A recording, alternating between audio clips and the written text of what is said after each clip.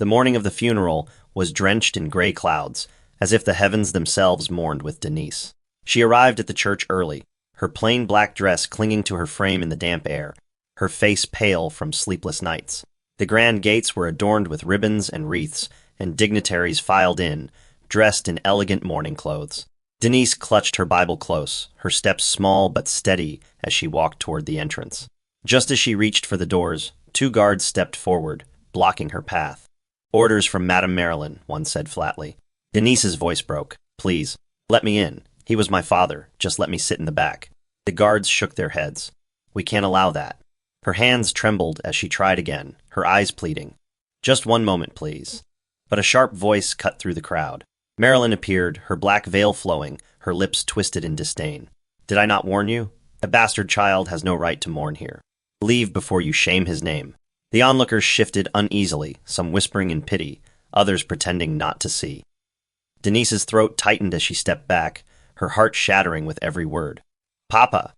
Forgive me," she whispered under her breath, her tears spilling freely. She turned away, but her body refused to move.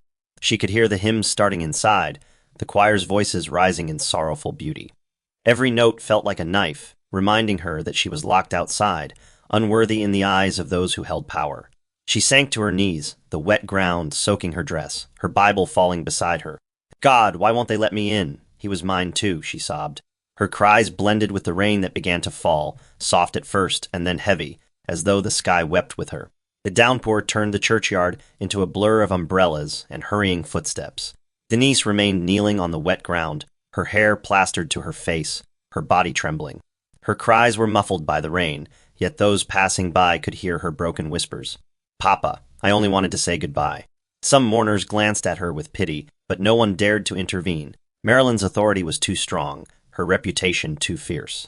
Inside the church, the organ swelled, and Denise pressed her hands over her ears, trying to block the sound that reminded her of all she had lost.